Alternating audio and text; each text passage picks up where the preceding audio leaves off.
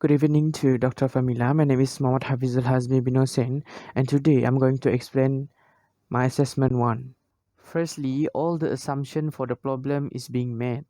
To show the flow of the Z clearly, the cylindrical of the tube need to be drawn.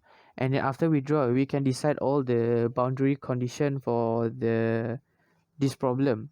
And then we move on to step 2, whereby we're using the Navier-Stokes equation in the z direction of the cylindrical. Then we can find the pressure drop. Once we find the pressure drop, some rearrangement of the equation need to be done so that it will fulfill the pressure drop equation.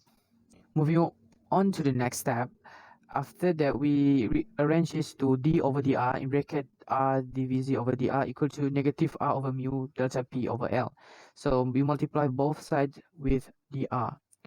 Sum it needs to be done, and then we come out with our velocity equation with negative r squared over 4 mu delta p over l plus c1 ln r plus c2. After that, we set it as our first equation. By using or applying condition that have been set up in the first place, the C1 and the C2 can be determined. So firstly, we substitute a boundary equation whereby R equal to R naught when the velocity equal to 0.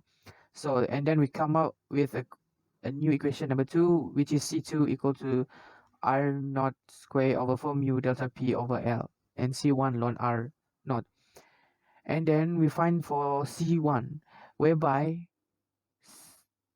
the velocity cannot become too finite. So C1 equal to 0.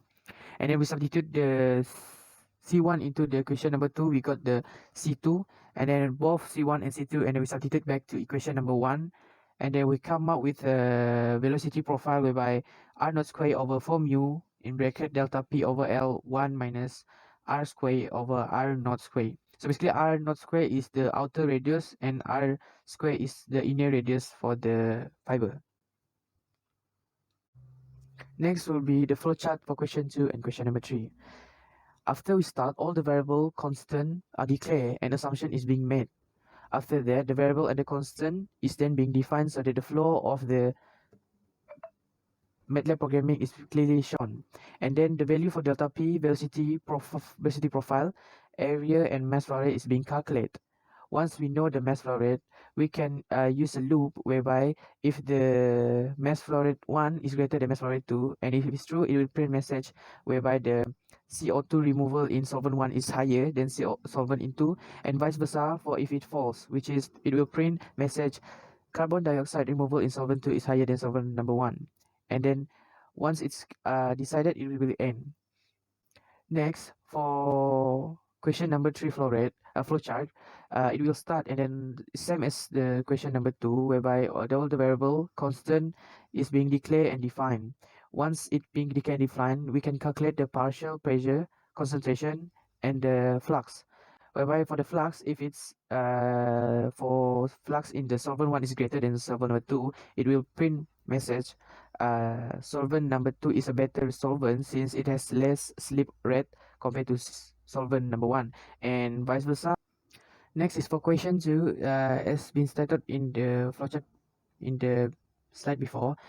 Firstly, we'll be need to declare all the input, and then all the data is being obtained from the table that has been given in the equation, and also some of the variable that has been declared need to be calculate first by using certain formulas, and then after that we will calculate the delta P, which will this delta P will be used in the velocity profile that has been obtained from question 1, and then all of the data with the velocity profile also will be included in the mass flow rate later.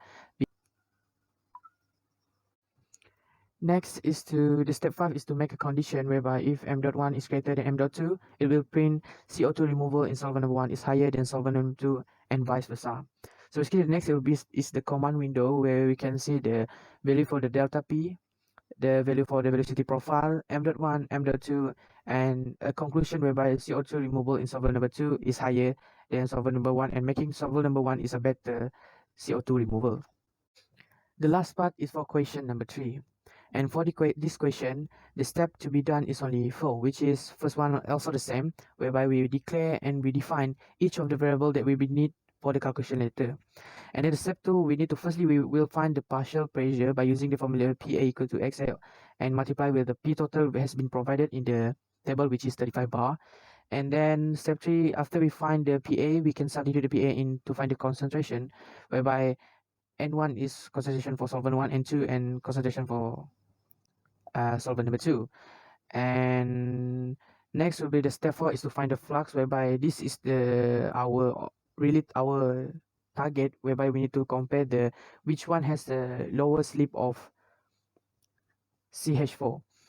So after we find the flux, the answer must be divided by 1000 because we want the answer to be in kmol per second. And then there will be a condition. We set a condition whereby if the C1 for the solvent number 1 is greater than the C number 2, so it will print the C2 is a better solvent since it has a less slip rate than C1, and vice versa, it will print C1 is a better solvent since it has less slip rate from compared to C2. And these are the command window whereby we can know the PA, the concentration, also the flux for each of the solvent, and lastly we know the result is that C2 is a better solvent since it has a less slip rate compared to C1.